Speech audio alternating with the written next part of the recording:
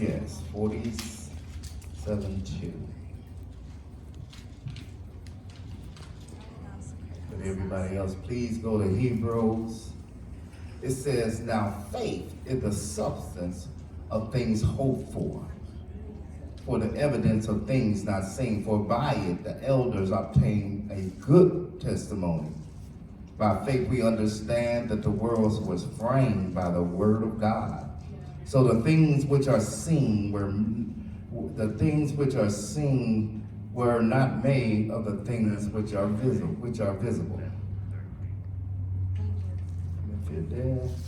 First of all, as we go on today and what's going on around our lives, and I find it rather amazing that everybody woke up one day, and we always said it in our lives that one day could change your life. And we all say that one day changed the world as though it is. I don't know about you, but I've never seen the whole world just shut down. All right. But if you got Romans 47:2, okay? But anyway, in Romans 47:2, do anybody just put it on there. It's Psalms. Washington. Psalms, not Romans. Well, yeah, Psalms 47:2. Washington, put it on there for me. Let me just read it. But I know one thing, that the God we serve, we live in a time that God is testing his children just because this came around. I believe God is simply saying that enough is enough, just reading scriptures and quoting scriptures and amongst yourselves trying to prove to others that you know the word of God. So, but the thing is, we are down here to prove the good and perfect will of God, so sinners and everybody else should know that our God is God. That's why we're down here. So Psalms 47:2, this says, for the Lord Most High is awesome. He is a great king over. He will subdue the people under us and the nations under our feet. I got the right verse there. Hallelujah. But in the old King James old version, it says, our God is terrible. Yes. See, the writer was simply saying, well, we might as well, the Bible, he literally says, be glad, and because we triumph. He's saying, in other words, no matter what comes our way, that our God got our back, and he is terrible. In other words, he's saying we serve a bad God. I'm here just to tell you today that I don't care what's going on around this world. One thing I know, if you have faith in God and you're doing the work of the ministry, God got your back. I don't care. I can tell you right now, many of you, the whole world, I believe everybody before this pandemic came, the bottom line, everybody was doing good. It was just like a whole world just jumping and skipping. And when it hit, but I still know that everybody in here is sitting, that you're still doing all right. You might not can go to your favorite restaurant or a picture show, but you're still doing all right. You might not be running around like you used to, but you're still doing all right. I don't know about you, but look at your neighbor and say, I got a little bit more money in my pocket. I got a little bit more money in my bank. You know what? I don't know what, but God's still keeping me. See, that's what you got to understand, that God is still keeping you. You got to tell yourself, God, I thank you for my good health. I thank you for my kids' good health. I thank you for my spouse' good health.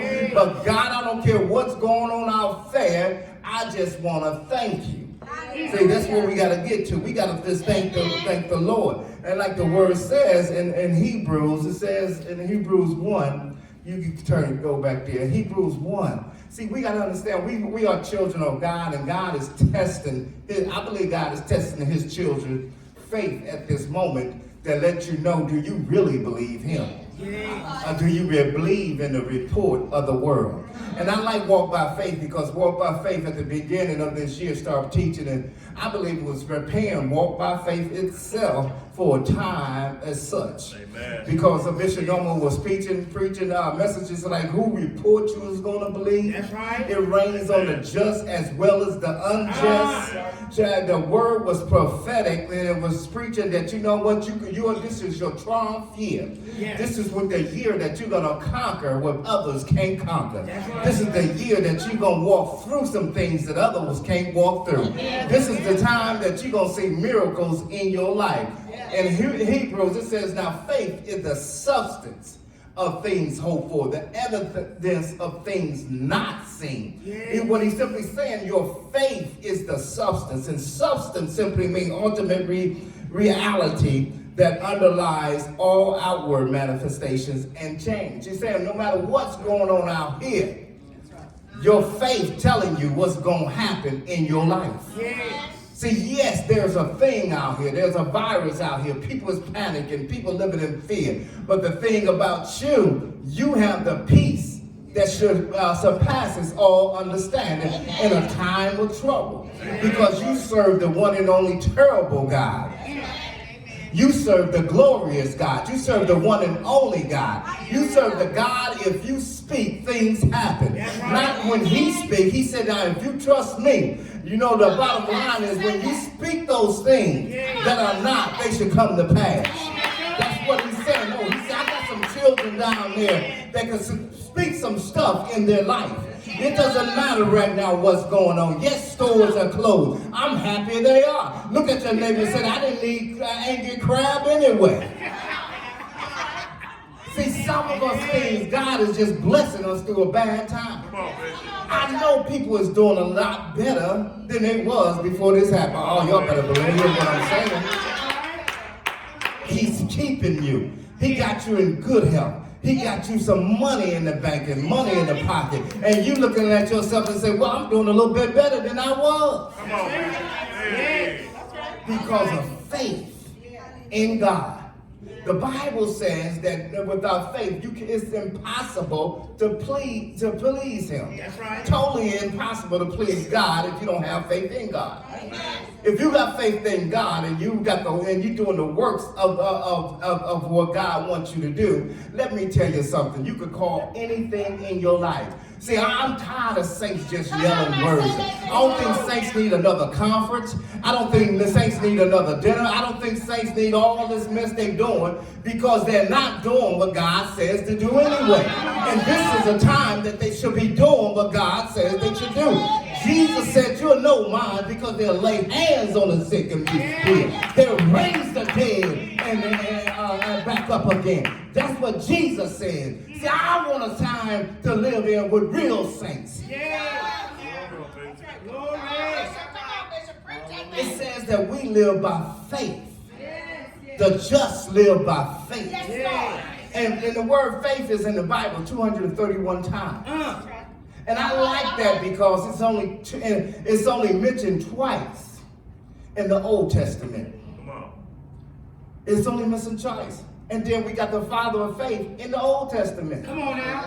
And Washington, pull up Habakkuk 2:4. It's mentioned in Habakkuk. See, it's because but they was living by faith. But he really didn't have to mention faith. Come on. Throughout that. Through the Old Testament. It says, behold, the proud, his soul is not upright in him. But the just shall live by faith. And then go to Deuteronomy 32:20. And when Jesus came on the scene, Jesus started telling you about faith. Who you have to have faith in. Because now the word is manifest. Deuteronomy 20 says that. It says 32:20. 32:20.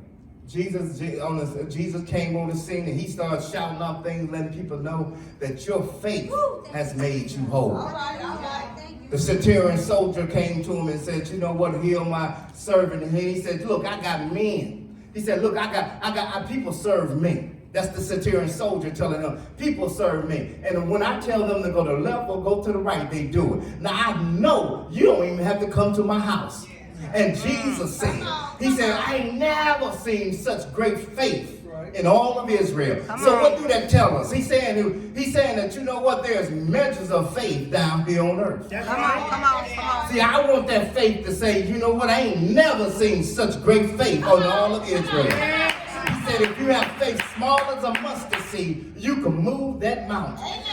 See, it's all about faith, people. When you walk with God, you got to believe who God is. In Deuteronomy 32, it says, and he said, I will hide my face from them. I will see that what their end will be. For they are not a perverse generation, children in whom is no faith.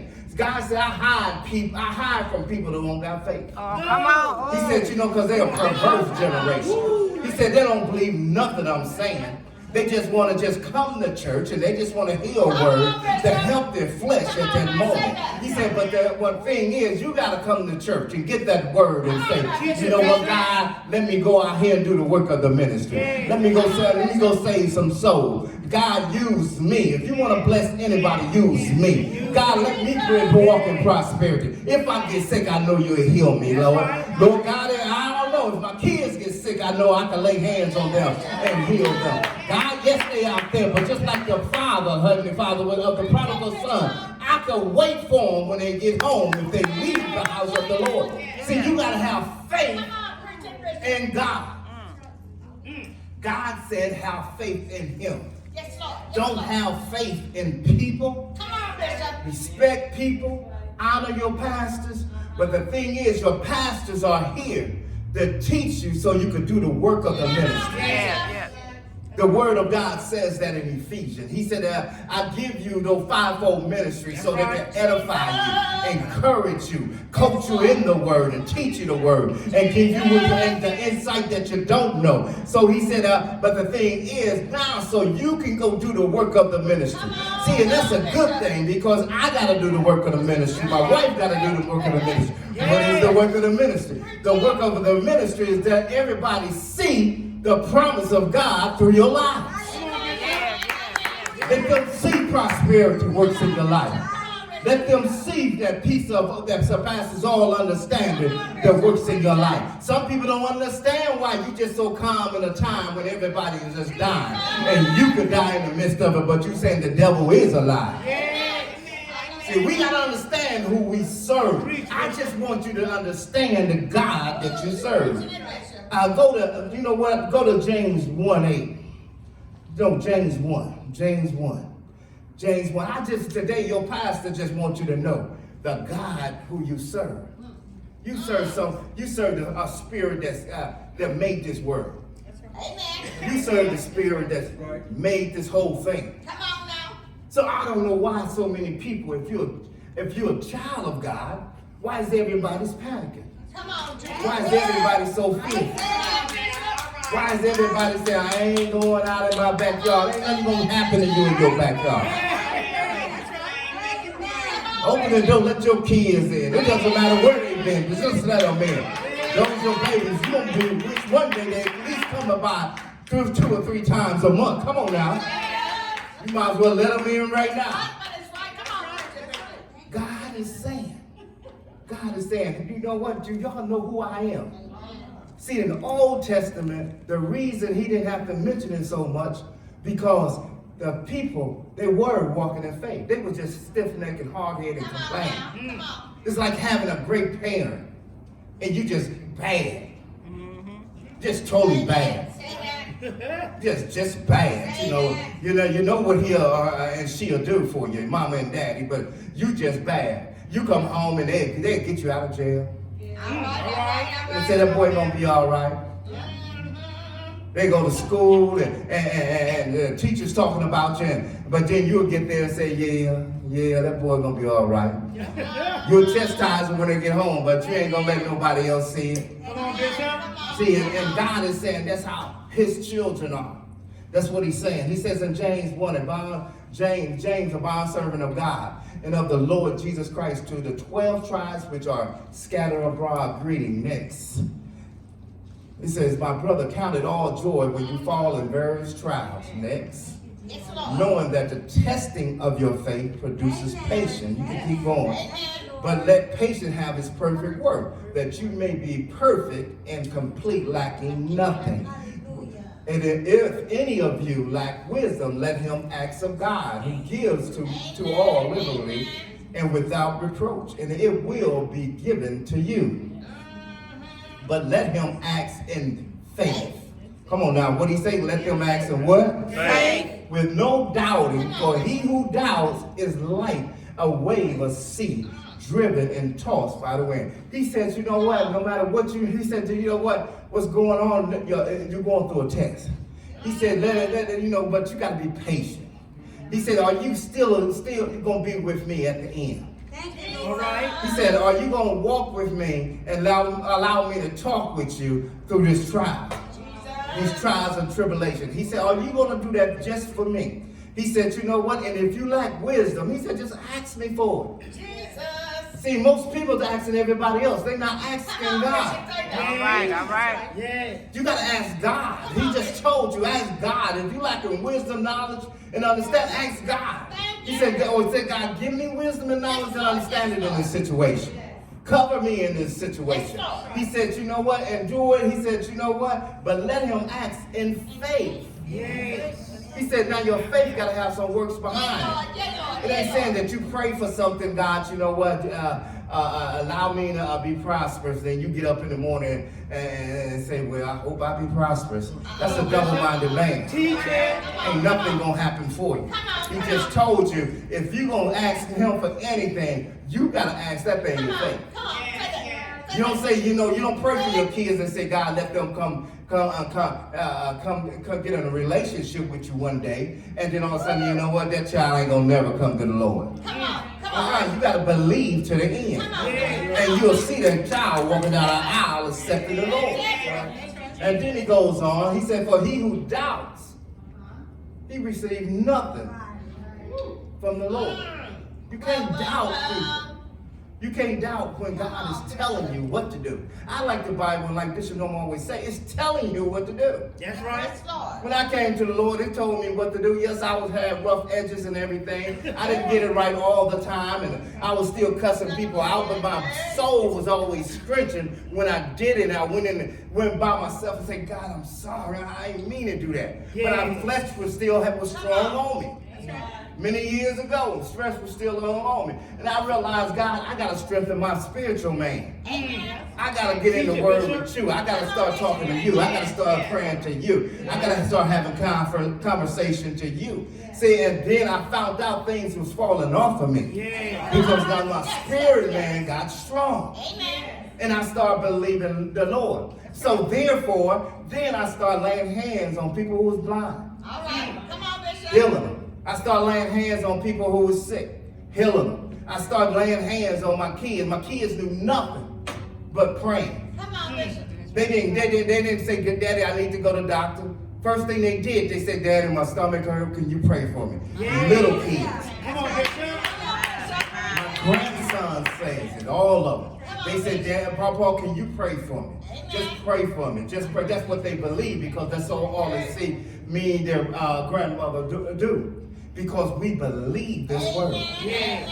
We believe this word. God said, being in Norman, y'all still gonna have church for me. He said, you can't get in that building yet, but you'll get back there. But the thing is, he said, but you know what? I want to see who will come out. That's right. I want to see some faithful people. So you can know so you can know who's in the kingdom with you that y'all can trust. So God is simply saying, you know what? You're able to do everything he told you to do. That's right. But saints are scared to lay hands and speak things into people's lives, even their own lives, because they're scared this might not work. That's right. That's the devil. That's the devil. That's the devil. Don't believe that. You know, I'm going to take you on one last place. Joshua 10:8. Joshua 10:8 all the way to 13. Watch it. Joshua 10:8. This is the power you have.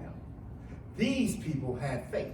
And then in Hebrews, as we go on, and like in 12, it says that, you know, while we see, it says we have, therefore, such a cloud of witness. Yes.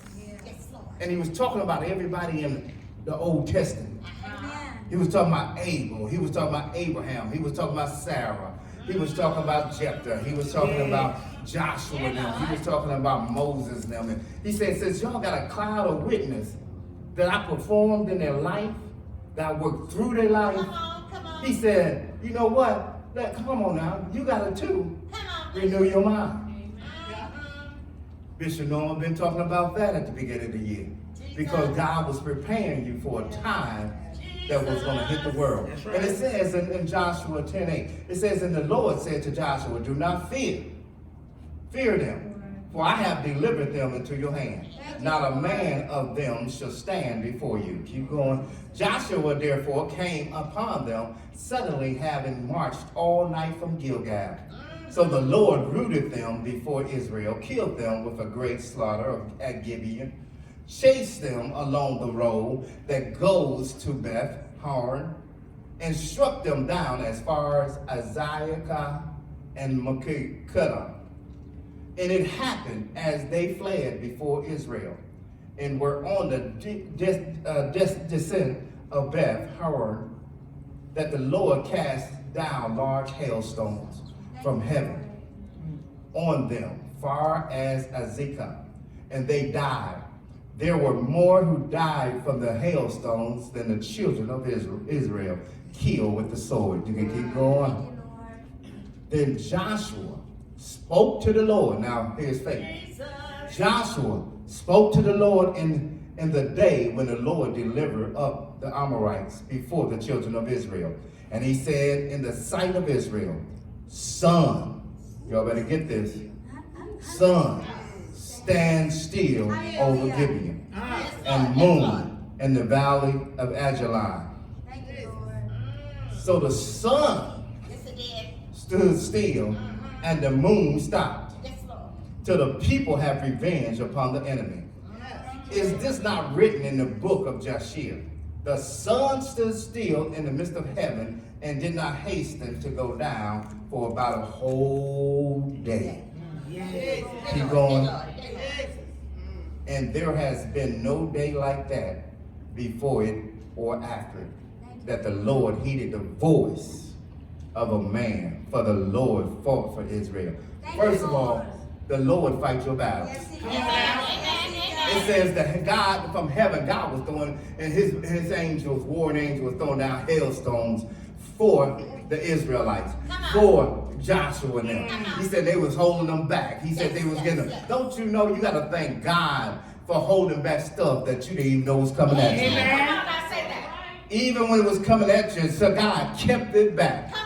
You thought it was going to be one way, but you said, I thought the turnout was going to be totally different. I thought I was going to be messed up in this situation, but God fought your battle. See, and then it let you know that God said, it let you know that Joshua went on down there fighting. Now, that's the work of the ministry. They got faith. They doing the work, the battle. They fighting. The work of the ministry is fighting this up here. See, our battle is fighting these things up here. When you listen to CNN and you have CNN throwing out fear, fear, fear, or news throwing out fear, fear, you got to fight that. You got to listen to what your God had already said.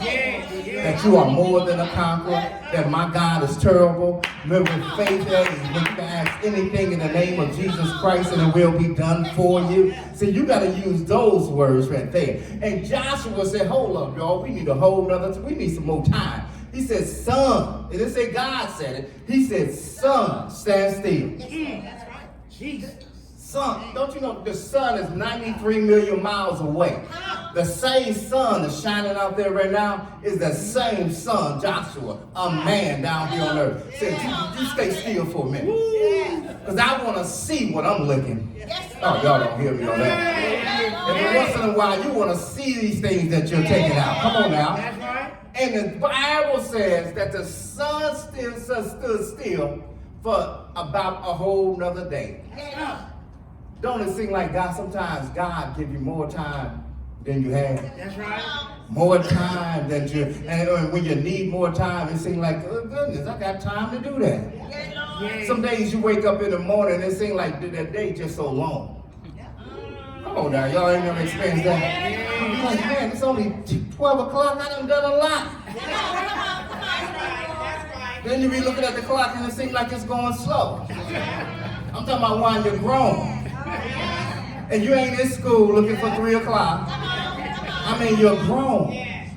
You're grown and God will give you some time to handle your business in the midst of trouble.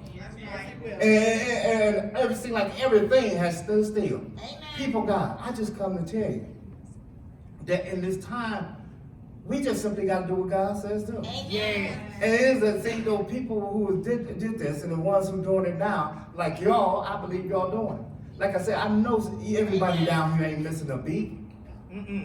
It seems like the only thing you're missing is the only places you got to go now is Walmart, Fry's, Bass. That's the only thing you're upset about right now. This is the day the Lord has made. You gotta rejoice that you can leap walk the way. Come on, give the Lord a hand praise and trust in the Lord with all your heart.